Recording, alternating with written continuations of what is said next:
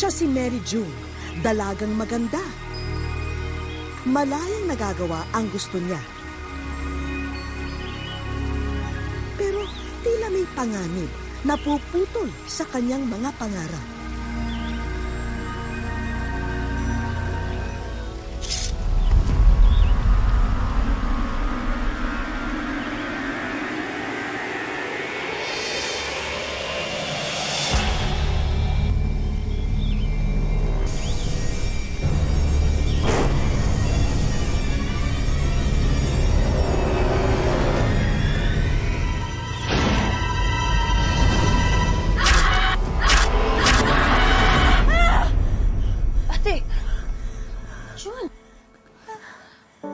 Ate, nananaginip ka lang. Isinilang si Mary June na may kapansanan sa buto o orthopedic disability. Ito rin ang sanhi kung bakit maliit o payat ang kanyang mga biyas. Ang tawag dito ay atrophy. Bunso, pasensya ka na. Hindi ka naman nakatulog ng maayos na naman sa akin. Ate, okay lang yun. Basta, promise mo sa akin magpapahinga ka. Babawi ka ng tulog. Ayoko muna matulog. Baka mamaya bumalik na naman ako sa bangungot ko. Ate, kaya nga panaginip kasi hindi totoo. Totoo siya. Dahil wala akong kamay at wala din akong paa. Iniisip mo lang yan. Basta, magpapahinga ka. Babawi ka sa tulog, okay po? Sige. Okay, sige.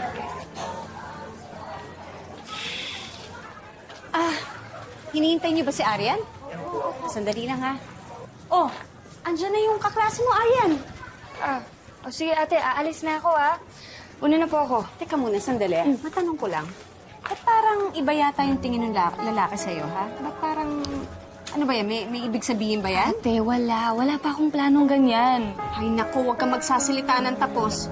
Yan si Ate Minnie mo, ganyan-ganyan din ang sinabi. Tingnan mo yung natapos niya. Bachelor of Arts in Motherhood. Ate, basta ako, marami akong plano sa buhay. At saka may promise ako sa inyo ni ate, di ba? Ate, may usapan na tayo, di ba? Aalagaan ko siya. Ay, naku, promise mo yan, ha? Promise po. O yan, o sige. Ito na muna yung bakon mo, ha? Pasensya ka na dyan. At kulang tayo ngayon. Oks lang yan, ate. Ako nang bahala para magkasya to, okay? Sige, Bye-bye! sige. Bye-bye po. Ingat. Bye-bye po. Ulila na sa magulang, kaya mga kapatid na lang ni Mary June ang kasama at umaalalay sa kanya. Paano raw ipagpapatuloy mangarap kung ang buong buhay mo ay tila isang masamang panaginip? Paano kung isinilang ka na may kapansanan na hindi na raw magagamot? Saan ba tayo huhugot ng lakas ng loob para ipagpatuloy pa ang buhay na isinumpa? Hatid po namin ngayon ang kwento ng isang taong patuloy na kumapit sa kanyang pangarap sa kabila ng kanyang hindi pangkaraniwang kondisyon. Magandang araw po mga kapuso, ako po si Vicky Morales at ito ang Wish Ko Lang.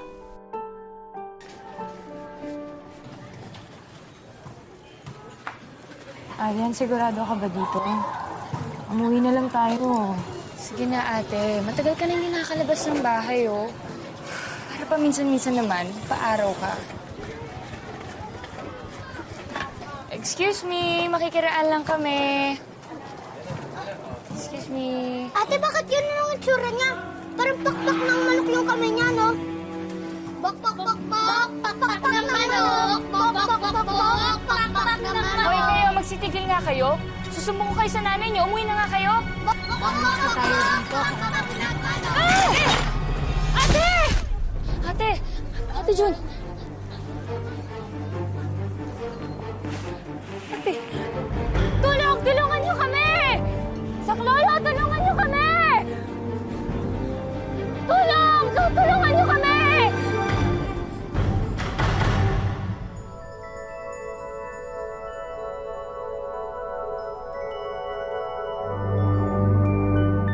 Sa mga panaginip lang ni Mary June, nagagawang kumiti. Pero gaya ng ibang panaginip niya, laging nauuwi ito sa bangungot. Kaya ipinagtataka niya kung ano ang katumbas nito sa totoong buhay.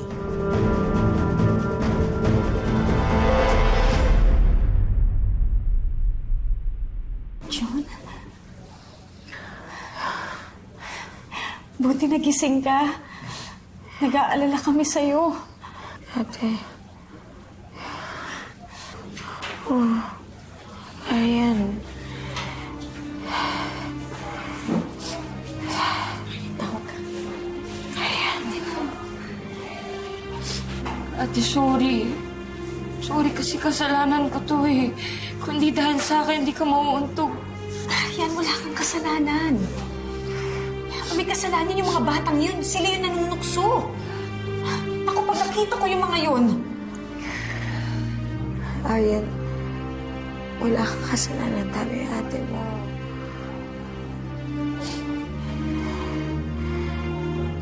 Okay na ako, ha? Huwag ka na malungkot dyan. Tama na yan.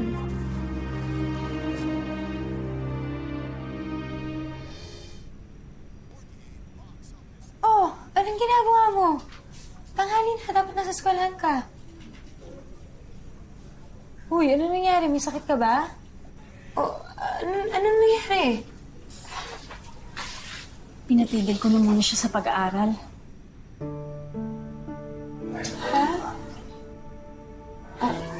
Bakit? Hindi na kasi nakakapagpadala ng pera si ate at saka si kuya eh. Eh, mukhang gipit din sila. Hayaan nyo. Kaya naman ako lalabas ngayon kasi maghahanap ko ng trabaho. O siya, sige. Iwanan ko na kayo, ha? Bantayan mo ang ate mo.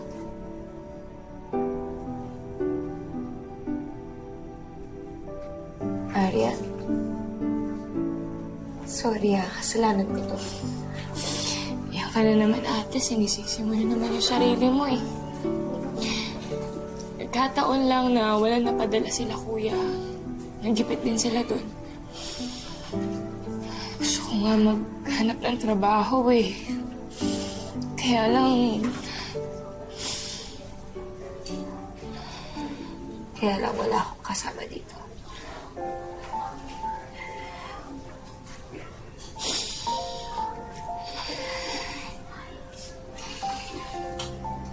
Ate, huwag ka naman ganyan.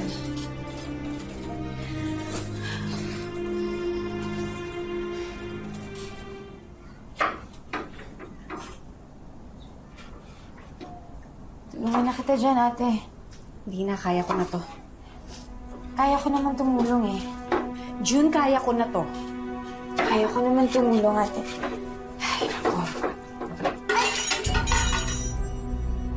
Sinabi ko naman kasi kaya ko na nga to. Sorry, ate. Sorry. Ano? Gusto mong tumulong? Eh, wala ka namang magagawa kahit gusto mong tumulong eh. Alam mo ba, inutang ko pa to para lang makakain tayo. Tapos ayan, tinapon mo lang. Walang-wala na tayo, June. Doon ka na nga sa sala.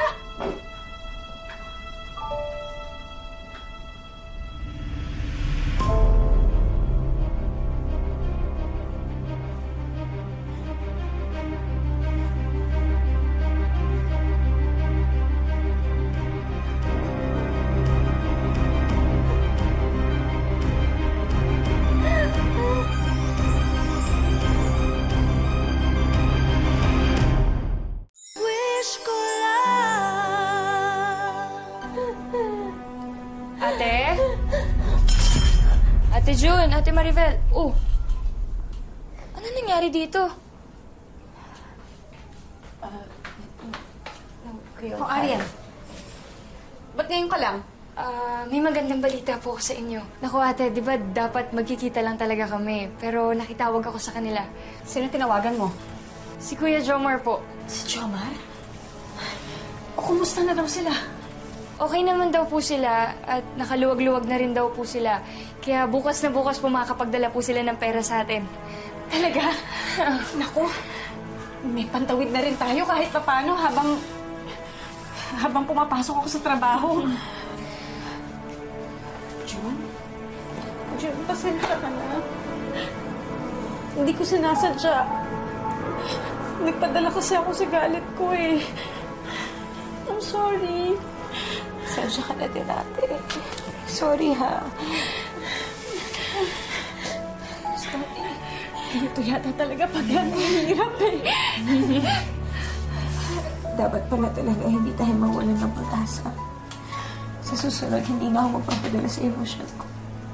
Pasensya ka na. Pasensya na rin, ate.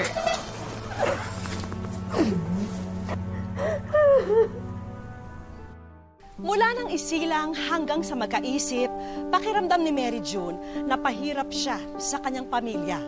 Kaya naman wala siyang ibang hangad, kundi mabago na sana ang sitwasyong ito.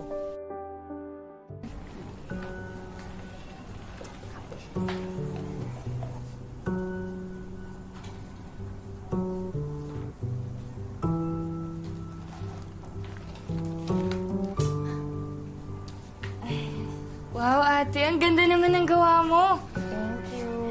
Galing ah. Wala naman akong ginagawa maghapon kaya naisipan ko na lang mag-drawing. Ay nako, malay mo balang araw maging hanap buhay mo pa yan. Di bale, sa susunod sweldo ko, ibibili kita ng pintura. Tsaka ano yun, dun sa, ano yun? Canvas. Canvas yun Canvas, natin. sige, yun, tama. Tapos, malay mo, magkaroon ka ng sarili mong studio. Pwede.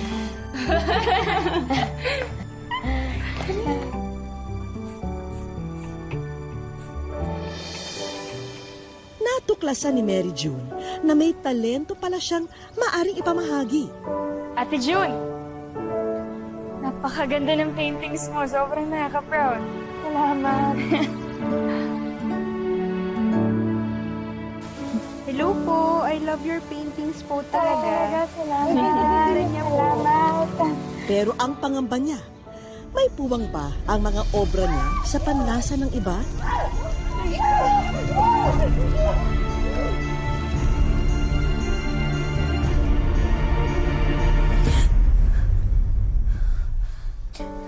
Okay, nananaginip ka na naman. Panaginip lang. Salamat sa Diyos, panaginip lang. Ang ganda-ganda mo, bunso. Gising ka pa ba? Baka nananaginip ka pa, ah. Oo, nagising na ako. Halika, labas tayo. Sigurado ka? Kasi yung huli nating labas. Oo, sigurado ako, no? Halika, tara, labas tayo. Gusto ko, maghanap ako ng ipipinta ko. Sigurado ka, ah. Oo, halika na.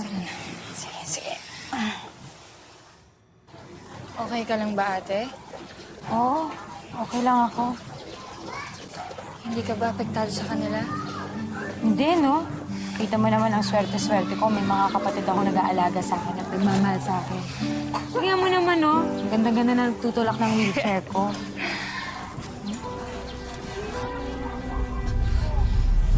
Ayan? Ate, Ano nangyayari?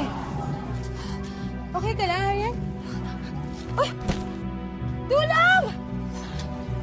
Arian! Arian! Arian! Tulong! Tulong! Kailangan namin ng tulong dito! Arian! Tulong! Doc, kamusta po yung kapatid ko? Ano po yung kalagayan niya ngayon? I'm very sorry. She has cervical cancer. Ha? Doc, baka naman nagkakamali kayo. Ang bata-bata pa niya para magkaroon ng ganong klaseng sakit. Yeah, we can run a new test. Pero maliit lang ang chance ang mabago ang resulta. Hindi mawari ni Mary June kung bakit ang kapatid niyang si Aryan pa ang nagkasakit ng malubha. Siya pa naman ang laging kasama at umaalalay sa kanya. Gagaling ka.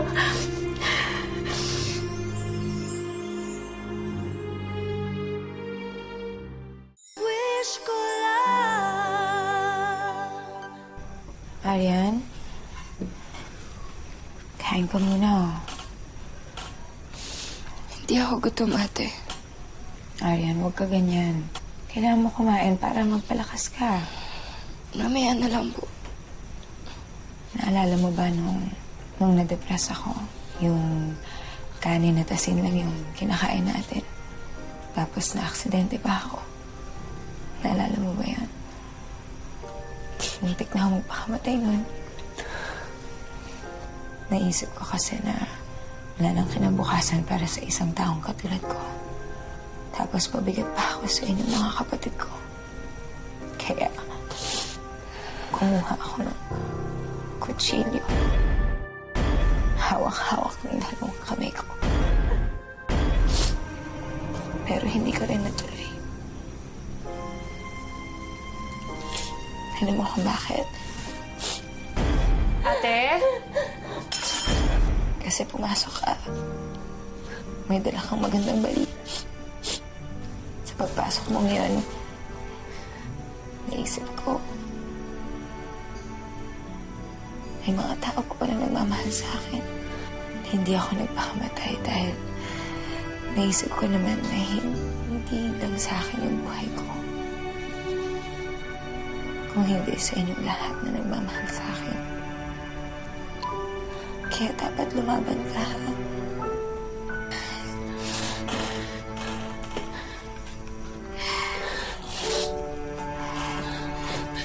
Huwag ka na umiyak.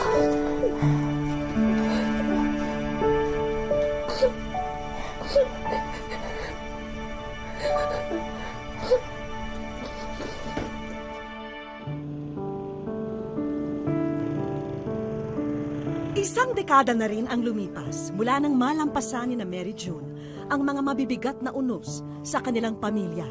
Ngayon, patuloy na namumuhay si Mary June, kapiling ang kanyang mga kapatid, dito sa ipinundar na bahay ng mag-anak sa Santa Barbara, Iloilo. At sa edad na 33 taon, nagpapasalamat siya na kapiling pa niya sila. Kasi marami akong naririnig sa mga tao na ganyan, sa ganitong sitwasyon. Ganito daw, hindi daw aabot ng line of 3, line of 4, ganun. Kung ano man binigay ni God, accept ko naman. Ang kapatid niyang si Aryan, nalagpasan na rin daw ang sakit na cancer. Simula na po na nag-stop ako ng 6 cycles na chemotherapy and then monitoring po ng FFB ko, yung bumababa po yung cancer cells ko, yung po nalalaman na okay na po yun, survive na po ako sa cancer ko. Kung may isang bagay na nagbibigay kulay sa mundo ni Mary June, ito ay ang pagpipinta. Mula sa kanyang imahinasyon, na ipapahayag ni Mary June ang laman ng kanyang puso at isipan sa kanyang mga obra. Iniisip ko yung mga naranasan ko. Kasi parang doon ko nafe-feel yung parang pag nakapag-paint ako. Parang magandang feeling after. Gusto niya maging makita ng ibang tao, yung guhit niya, mga drawings niya, mga paintings niya, yung po dream niya. Yung di po dream ko para sa kanya, na maka-exhibit po siya.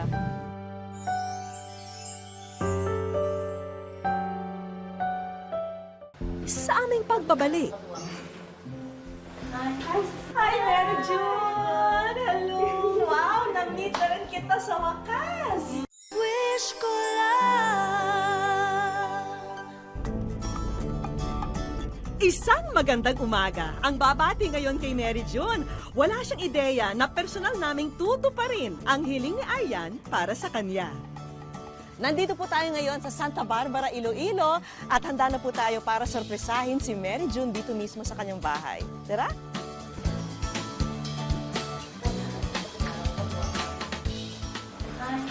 Hi, Mary June! Hello! Wow! Na-meet na rin kita sa wakas! Nga ako sa'yo. O bakit ka naluluha? Din-expect mo, merong artista na kaharap ko. Diyos ko, artista, ginawa mo pa akong artista. Ngayon na na-meet na kita ng personal, yung feeling ko talaga, very positive person ka. No? Saan mo kinukuha yun? Kung isipin mo na, yes, yung life. Oo. Hindi lang ako mahirapan na yung mga kapatid ko din. Kumbaga, kailangan tulungan ko rin sa sarili ko. Meron ka bang mga dreams para kay Mary June? Makapaano po siya, makapag-exhibit po siya ng mga paintings niya. Bakit yun ang gusto mo para sa kanya? Para po makita ng lahat ng mga tao, mga ginagawa niya sa kanyang kahit ganun siya, makita niya ng mga ibang tao na marunong siyang mag-painting sa drawing. Habang tinitignan ko ang mga gawa ni Mary June, lalo akong humanga sa talento niya. Pero isa sa mga gawa niya ang nakatawag pansin sa akin. Ito ano? Ano yan? Naalala ko yung mother ko. Ito. Feeling ko ako yan eh. Gusto mo? So, nag-aakin to? Oo, sa'yo na lang yan. Ay, ganda naman. Ito? Oo, sa'yo na lang. Promise. Sigurado ka? Uy, thank At least makapag mayroon kang remember. Thank you. Thank you. Mwah. Kami rin naman ay may dalang mga regalo para kay Mary June. Wow! Uy, yan ang gusto kong bilhin sana. Yeah. Wow, thank you so much. Pati mga bagong sketchpad na pupunuin mo pa ng iyong mga likha ay sagot na namin. At ito, para sa iyong masterpiece na gagawin. Alam mo ba kung bakit kailangan mo ng masterpiece? Kasi meron tayong exhibit. Magkakaroon tayo ng exhibit. Really? Oo, dito.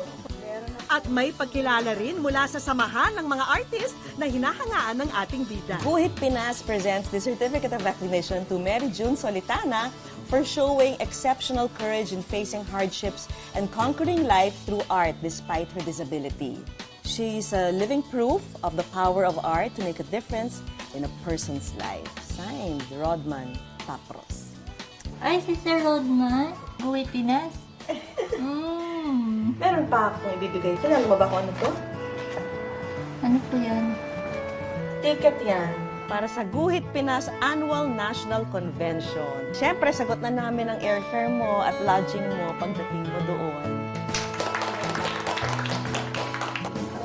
Excited na ako. At ito pa, para sa iyo yan. Galing sa Guhit Pinas. Oh, my dreams. I love this. Yan, meron akong Guhit Pinas. Oo, lahat yan para sa iyo. Sa tulong ng mga kaibigan at kamag-anak ni Mary June, naihanda na ang kauna-unahang solo exhibit ng dalaga. Si Mary June naging emosyonal sa mainit na pagsalubong sa kanya rito. Happy lang po ako. Super. Unexpected. Maraming salamat talaga. Sa GMA 7. At sa wish ko na, tinupad yung wish ko. MJ, maraming salamat sa kinakita mong galing sa pagpinta. Naging inspirasyon ka sa lahat dito sa ating bayan, lalo-lalo na sa mga kababaihan.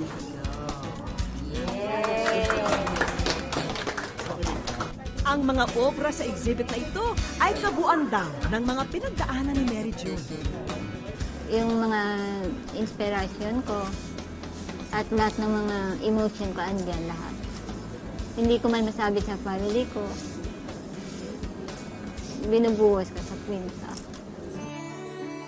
Batid ng mga kaibigang artist ang halaga ng exhibit na to para kay Mary June. Naalala mo, dati pinag-uusapan lang natin na sana balang araw magkaroon ka ng sarili mong exhibit. Kaya nga. Tapos ngayon nandito na tayo. Nandito ka na. Yeah, I'm really happy for you. Tama ka. Thank you. Bukod sa exhibit, may libreng workshop din na handog ang ating mga kaibigan. Magkakaroon ka ng scholarship grant from the local government din itong Santa Barbara kasi naniniwala kami sa iyong kakayahan. So MJ, ang Centennial Museum is open for all your artworks and thank you for sharing your talent to the community.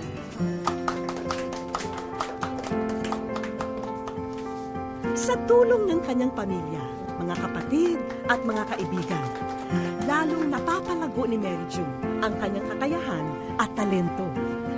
At sa katuparan ng kanyang hiling, hatid din ito'y saya at inspirasyon para sa lahat. Sa kabila ng kanyang kapansanan, inspirasyon ang hatid ni Mary June para sa mga nagmamahal sa kanya. Dahil siya ang patunay na habang may buhay, habang may kakayahan tayong mangarap, hindi dapat tayo sumuko. Hanggang sa muli mga kapuso, ako po si Vicky Morales at ito ang Wish Ko Lang. Kaya't wag na wag kang susunod.